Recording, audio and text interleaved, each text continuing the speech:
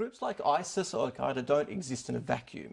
They exist as a reaction to Western interference in the Islamic lands, and they view themselves, rightfully or wrongfully, irrespective of my opinion or otherwise, as a resistance effort to what they regard as an unjust occupation. And with respect, many commentators all over the world have made that very point. What I'm asking you specifically is their tactics. Of course people are angry, we understand that, but what I'm asking you is the tactic that's being employed to push back. Do you support it? Well, let me explain something very clearly.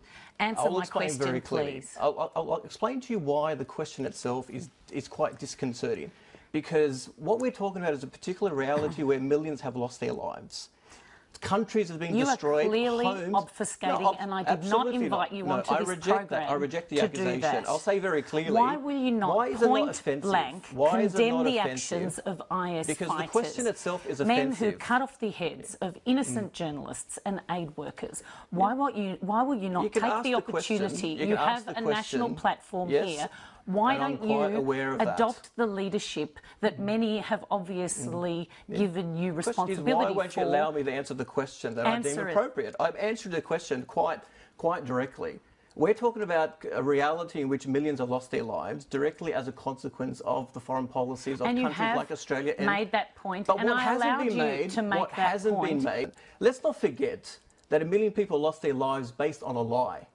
Based on a lie. Let's not forget the whole charade around the weapons of mass destruction. I don't think people forget that, and there have been Tony Abbott is wanting us to believe that the greatest threat to all of us is the actions of a group, of a handful of individuals, and no one wants to discuss what has caused the death of a million civilians in Iraq? Are you outraged by the image of an Australian-born child of 7 years old holding up 7 heads like trophies in Iraq or Syria? Let me tell you what I am outraged by. So you won't even answer that question. Are you going to allow me to answer the question? Are you going to allow me to answer the question? If you wanted a one-way discussion, no. If you wanted a one-way discussion, I think you're the one who wanted the one-way discussion. You did not necessarily have to invite me. I am asking you legitimate questions, which you have obviously come here knowing you didn't want to answer. No, because you're not getting the answer you want. Because you're not getting the answer you want. In many cases, I just want a yes or no. Let me make it. Will you take this opportunity now to urge young Muslim men here in Australia not to join Islamic State fighters in Iraq and Syria? And I'll answer it the exact same way. The war on terror narrative works in this way. It presents the West as the good guy and Muslims as the bad guy, and we are what represents an existential threat to the entire world. That's an absurdity. It is not Muslims who are flying B-52s.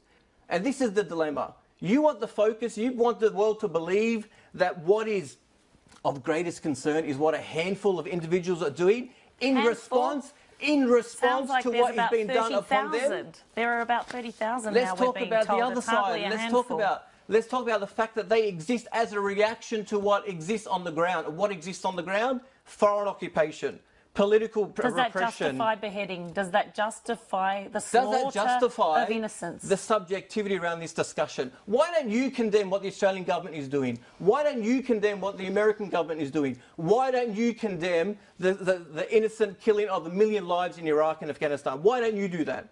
We're out of time.